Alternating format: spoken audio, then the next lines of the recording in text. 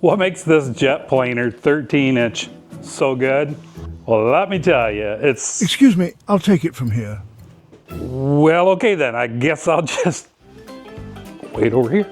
And so our humble presenter retreats as I unveil the origin of this magnificent beast.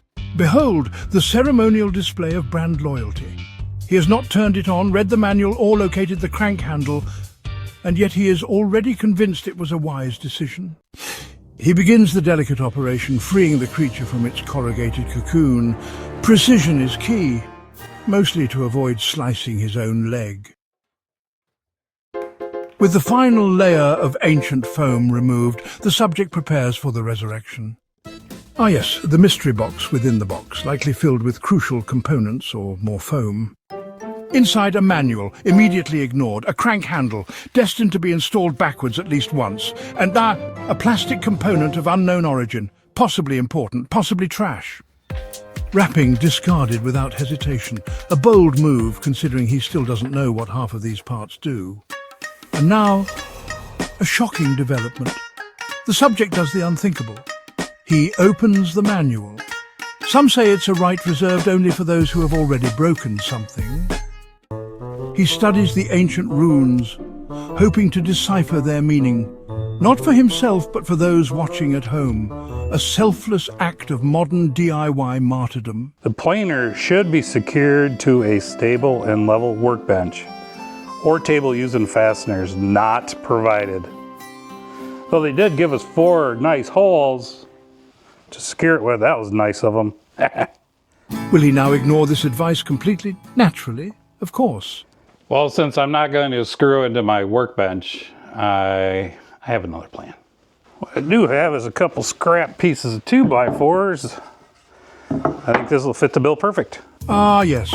The solution favoured by weekend warriors and professional corner cutters alike. And thus the machine is placed, not bolted, not levelled, but gently nested atop ancient scraps of pine.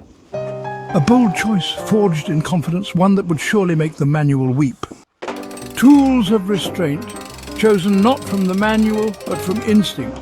He does not secure the machine, he tames it. He retrieves the drill, an ancient power to be used not as intended, but as needed. He drills the holes with uncharacteristic precision. One by one, the lag bolts are summoned, tightened with conviction, as if to erase all memory of his earlier resistance. Somewhere a manual sheds a single tear of joy. I think that'll work. What do you think, disembodied British dude? Structural stability achieved. I dare say I'm impressed, temporarily. Another prophecy about to be ignored. It is strongly recommended that a dust collection system be used with this planer. A minimum of capacity of 500 CFM. I guess we'll have to wait for that later, because I don't have a dust collection system yet. He prepares the dust port for a dust collection system he does not yet own. A ritual of optimism, denial, or perhaps pure aesthetic. T-handle hex wrench. Back it goes, mounted proudly, where it will be ignored until absolutely necessary. He fumbles the crank briefly, but we won't bring that up much. Smooth, feels like precision engineering. Probably. I just want to throw one last disclaimer in there. I am not sponsored by Jet by any stretch. They don't even know I exist. But I just wanted to play with my new toy and bring you along. He says this aloud, hoping someone at Jet is watching. He unplugs the machine, a rare and cautious act. Perhaps we are turning a corner. He begins disassembly of the dust chute. 2 screws stand between him and the abyss. And now, the wing nuts, designed by engineers who clearly despise normal-sized hands. Victory, earned through persistence and just the right amount of swearing. The cover is lifted. What lies beneath is precision, brutal, beautiful, unforgiving. Each insert, a tiny assassin. Together, they form a spiral of order and chaos.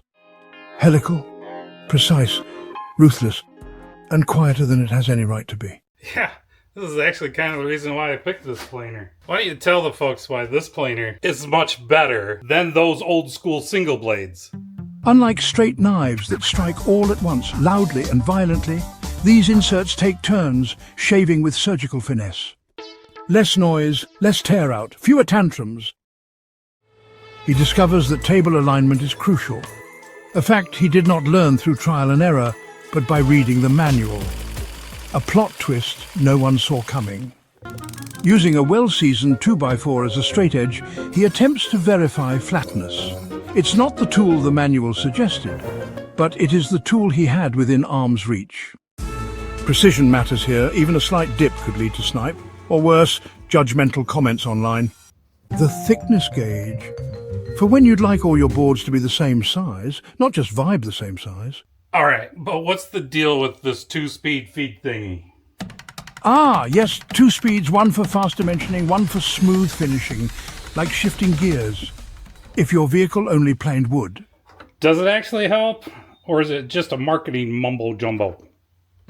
Not marketing, just engineering, with options. Okay, so it has brains and brawn. What else it got? Observe the planer bed, smooth, reflective, clearly not cast iron. But beneath that sleek, brushed steel lies a slab of solid cast iron, rigid and immovable. Unlike your motivation on a Monday morning, He's not wrong. this is what prevents snipe, a shallow gouge at the beginning or end of a board, and keeps the cut true. That hidden cast iron is what gives the machine its heft and stability, keeping everything flat, level, and beautifully vibration-free. He examines the dust port, unsure if it's meant for debris extraction or launching potatoes. Yeah, I think I'm actually going to need to get a dust collector. A revelation only slightly delayed. Right now it looks just like a cannon. Poised for battle. Poof! Highly ineffective, but undeniably fun. He prepares to speak, with the energy of a man announcing the invention of fire. Yeah. So this thing, not just hype, but delivers. And there it is, the final verdict, delivered with great conviction and just a hint of overconfidence. Brace yourselves. You know what? I already know what I'm going to build. Outdoor patio furniture from pallets. This thing's about ready to earn its keep. If you're curious how to turn junk wood into backyard furniture magic, you're gonna want to stick around. Hit that like button, subscribe, and tap that bell so you don't miss the next build. It's gonna be a good one.